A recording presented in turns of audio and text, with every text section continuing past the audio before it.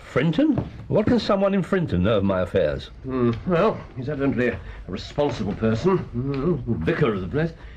Yes, here we are. J.C. Elman, M.A., Mossmore Cum, Little Purlington. Good old Crockford. Never lets me down. But it's perfectly absurd. No. Clearly we've come to a crisis in the affair. Yes. Now, look up the trains, Watson. Here. Oh, well caught. Mr. Holmes. He wouldn't have telegraphed you if he didn't know something. But what can he possibly know? He must start at once. A waste of time and money. But if you advise it, I suppose I must. There's a train in 20 minutes. Excellent. You can go with him.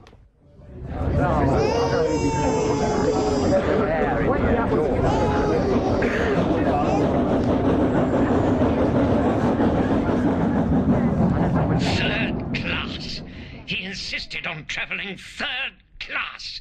Anything else would have been a criminal waste of cash. Get to the point, Watson. What was this vital information held by the ecclesiastical gentleman? The Reverend Geoffrey C. Elman has never heard of your client, his wife, or his missing cash box. Never heard? Then why did he send the telegram? He didn't send the telegram. He denied all knowledge of it. This wire, sir, is a scandalous forgery, the origin of which shall certainly be investigated by the police. Remarkable. Yes, that was Mr. Amberley's reaction. Except that he doesn't have your gift for brevity of expression. He'll probably still be going on about the waste of time and money all the way back to London tonight. Holmes. I'm afraid there aren't any more trains tonight. What? I checked after your hasty departure. I seem to have unwittingly condemned you to the horrors of a country inn. Holmes. Watson, look on the bright side. The right side. There's always nature. Nature and Josiah Amberley. You can be in close commune with both. Good night.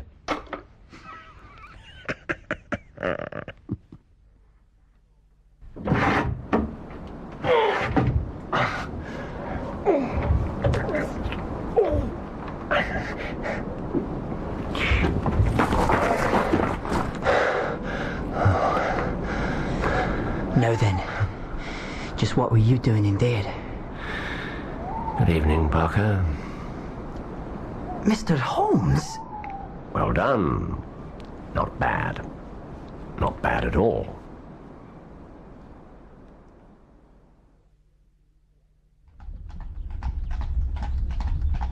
Well, I don't consider it good enough. So you say. After causing me to waste an entire day, he can't even be in his rooms when we call there. I suppose he's engaged on some more interesting case, eh? If he were, Mr. Amberley, he'd hardly have left us instructions to meet him at your house. Now, would he? Oh, I suppose not. You forgive me, Doctor. This business... well, you understand. Yes, Mr. Amberley, I understand. Dr. Watson! Whatever's the matter? My house, sir. The front door's wide open. For pity's sake, don't tell me I've been robbed again. Mr. Amberley, good morning. When'd you come in? How dare you set foot in my house without my permission, sir?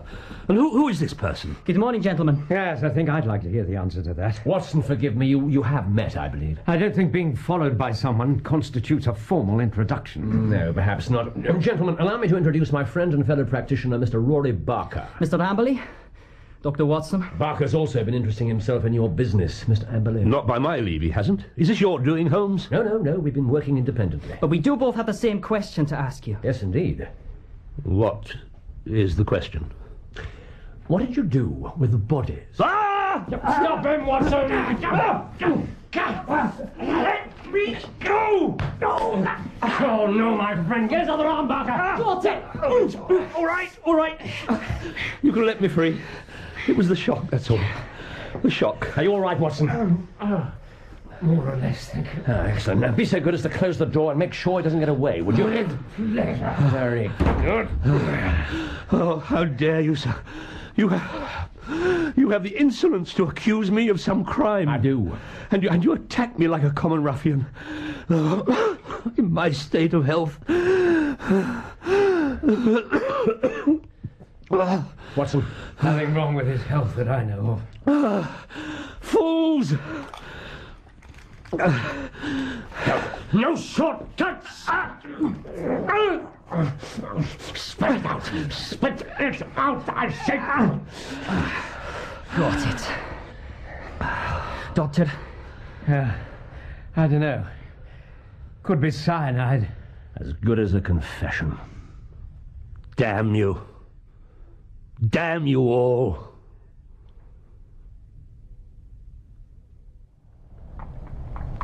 You're sure that he can handle him on his own? Oh, Barker's quite capable of subduing him if need be. Yes, I noticed that arm lock. Britsu, if I'm not mistaken. Now, I wonder where he could have learned Japanese wrestling. From an expert. Yes, I thought so. I didn't know you'd been taking pupils. I've passed on a few things here and there. Are you going to tell me where Barker fits into all this now? Well, as I said, he's a private detective. Several good cases to his credit. He was retained by Dr. Ernest's family when he disappeared. He's been watching the house? Taking a keen interest in any visitors, including yourself. And me too, in the early hours of this morning. So that's what all that ridiculous business in Little Purlington was about. Couldn't you have found some other way? I needed to be absolutely certain that Amberley wouldn't be here. My apologies. I can put up with a bit of discomfort in a good cause. You know, I still haven't taken it in. Amberley murdered them both. His wife and her lover. Oh, yes. But what on earth put you onto it? Close the door. All right. Now, what do you notice? Well, the paint. Terrible smell. The first vital clue, and thanks to you, though you didn't draw the inference. Why should he be filling his house with such a strong odor? Perhaps to cover some other smell. Now, come down here. The strong room. Push, it's even worse. Yes, more areas painted. Now look here, around the door frame. Some sort of rubber strip. It's glued all round the opening, and recently too. And this room isn't merely secure. It's airtight. Oh, good God. And down here, on the outside of the door, as unobtrusive as you could wish, A gas tap. neatly greased and ready for use. There. Enough? More than enough. Turn it off. If you remember, he had to open the shutter to give you some light. Yes. Vital clue number 2. Why didn't he turn on the ceiling lamp? Because it doesn't work. The gas pipe just empties into the air. So he lured them in there, slammed the door on them. And that was it. They'd have been out cold inside 2 minutes and dead in not many more. Devilish. Oh, and I checked at the Haymarket Theatre. Mrs. Amberley's seat wasn't the only one unoccupied that night. Her husband's was empty too. A nice little corroborating fact. So I didn't actually miss everything of importance after all. No, an over-hasty choice of words on my part. I seem to have spent the whole of this case apologizing to you. I suppose he just hid the cash away somewhere. And the bodies too. Probably in the well. There's a well. Yeah, this house is older than its water pipes. They were added after it was built. So there's definitely a disused well somewhere. Perfect for the job. That's a nice bit of observation, especially for the early hours of the morning. Then you should tell Barker so. He noticed it? Not you? No. Not me. Let's get back to Baker Street. Lunch will be up in a few minutes, gentlemen. That should take the taste of that paint out of your mouths. Thank you, Mrs. Hudson. Holmes, I hate to sound like one of my own stories, but there is still one thing. Doctor? I can understand why he went to the police. Too much local gossip about the disappearances not to. Quite. But then, to come to you... After Lestrade had suggested it, he didn't have much choice. Not he wasn't going to start looking suspicious. Besides, Doctor, if I might make so bold, it was the perfect cover. If anyone asked awkward questions, he could say, "But look at the steps I've taken. I've not only gone to the police..." But even Sherlock Holmes. Exactly. Well, I forgive you that even. Thank you. It was a masterly job. I disagree. I was slow. And I was clumsy. Nonsense. There. Now, if you'll excuse me, gentlemen... Would you stay here for a moment, please, Mrs. Hudson? If you wish, sir. I do indeed. Please, take a seat. Sir? Please. Of course. Here. Thank you, Doctor. You too, Watson. Very well. Good. Now, I've something to say to you both.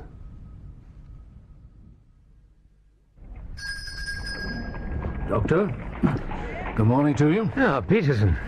How's the good lady? In excellent health, thank you. Good, good. It's going to seem strange round here, sir. You know what I mean? Quite a change. It's a changing age, I'm afraid. It is, Doctor. It is. Good morning to you. Good morning. Good morning, Doctor. Mrs. Hudson. I've just come to say...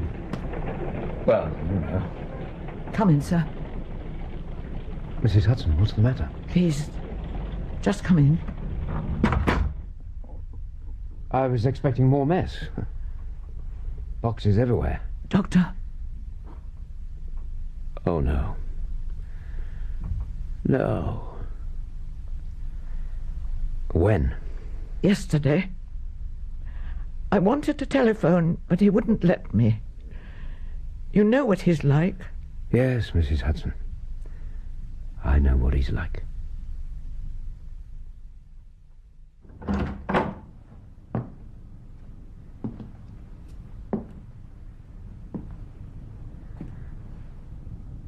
Oh, Holmes.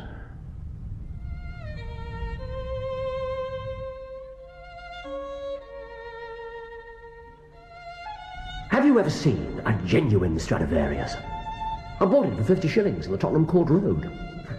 It's worth at least 500 guineas.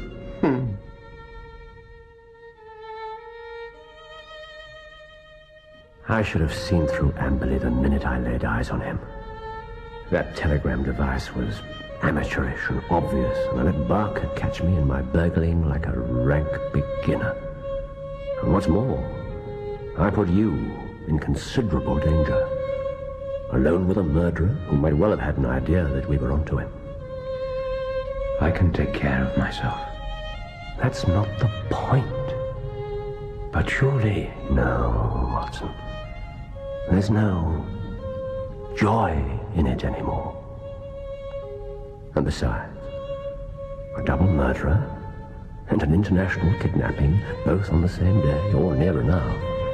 Bowing out while you're at your peak. Something like that.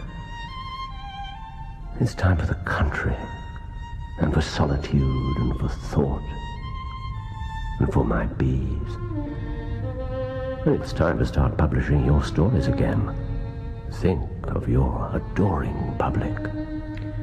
They're your public, not mine. They don't want you to retire. They want Sherlock Holmes, the great detective, the enemy of injustice, the sleuth of Baker Street. Then give him to them.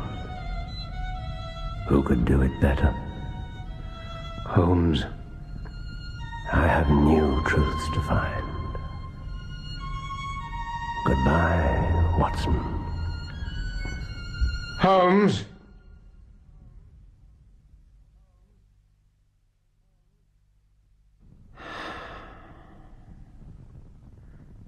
Bees. Bees. Well, good luck and good health to you, my friend. And thank you very much. It's been fascinating.